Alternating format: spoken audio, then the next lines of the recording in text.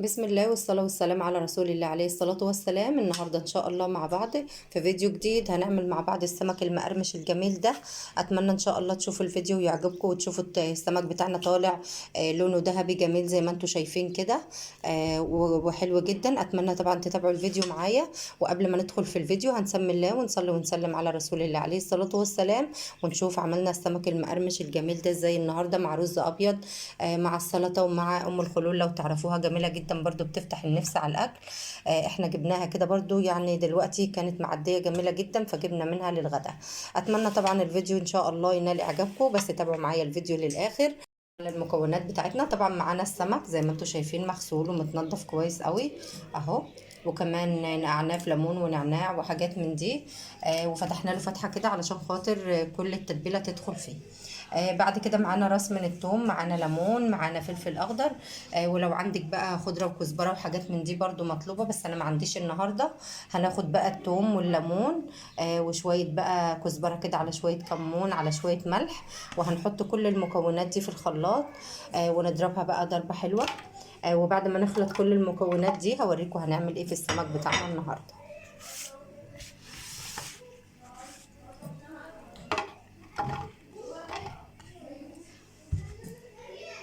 هنبدأ نقطع بقى الليمونة كده يعني شرايح كده، ونحطها برضو في الخلاط مع كل المكونات اللي انا قلت لكم عليها دي، شوية ملح وشوية كزبرة وشوية كمون. طبعا السمك بيحتاج كل التتبيلة الحلوة دي، بس جربي بقى تضربي التتبيلة بتاعتك في الخلاط وشوفي شكلها يبقى عامل ازاي.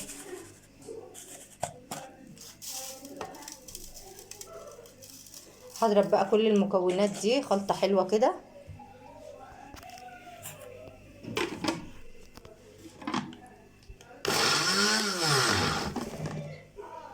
هنحط السمك بتاعنا كده في دقيق وناخده كده من الدقيق على الزيت على طول. الزيت بتاعنا سخن جدا اهو زي ما انتم شايفين. بسم الله.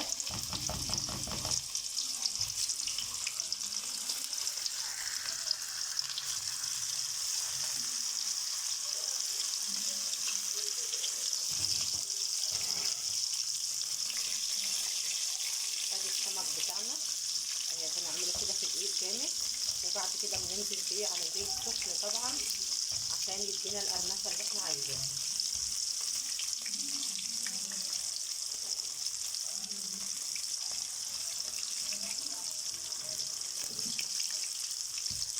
شايفين السمك بتاعنا علشان الزيت سخن ادانا اللون الجميل ده على طول من غير اي حاجه، ولسه دي اول تقليبه.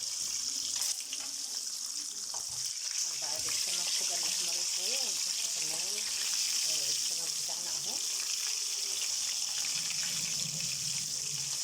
شايفين لون السمك عامل ازاي؟ بسم الله ما شاء الله، لون ذهبي جميل وقرمشه يعني جميله جدا. اهم حاجه يكون الزيت بتاعتكم ويكون متغرق كده في الدقيق، عليه شويه كزبره على كمون كده حلوين متبلين في الدقيق. هيدينا الطعم الحلو والشكل الحلو اللي انتوا شايفينه ده.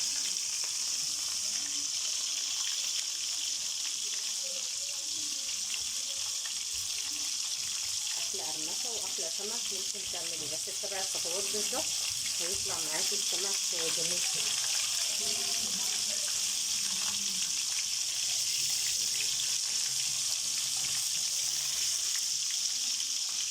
شايفين القرمشه والجمال واللون عامل ازاي؟ اهم حاجه تكونوا شايفين اللون بتاعنا عامل ازاي ما شاء الله.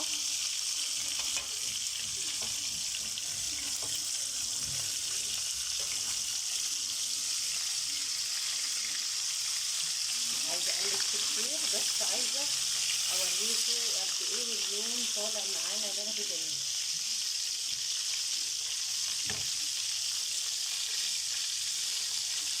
انا هحمر بقى السمك بتاعنا كله زي ما انتم ما شفتوا كل السمك بتاعنا، وبعد كده هنشوف شكله هيبقى عامل ازاي. اتمنى يا رب الفيديو يعجبكم باذن الله. والسمك بتاعنا كده والتتبيله وكل حاجه عملناها النهارده تعجبكم.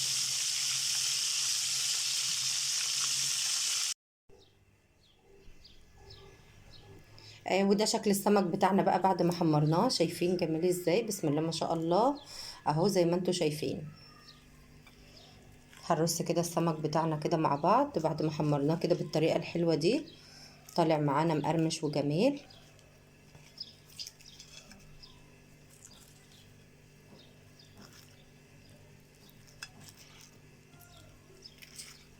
جربي بقى تعمليه بالطريقة دي اهو.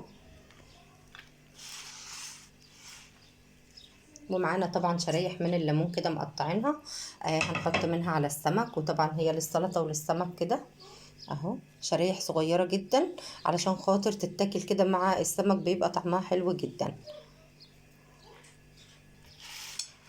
بسم الله ما شاء الله. معانا رز طبعا سخن اهو لسه عاملينه دلوقتي، جميل جدا. ومعانا طبعا طبق السلطة، ومعانا طبعا ام الخلول لو تعرفوها اهي، جميله جدا، لسه جايبينها حلوه كده وبتفتح النفس على الاكل وجميله جدا. اتمنى طبعا الفيديو النهارده بتاعنا يكون عجبكم، وطريقه السمك بتاعتنا تكون عجبتكم النهارده. طبعا بقول لكم بقى اللي مش مشترك عندي في القناه يا ريت يشترك ويفعل الجرس علشان يوصلكم مني كل جديد، واسيبكم في امان الله.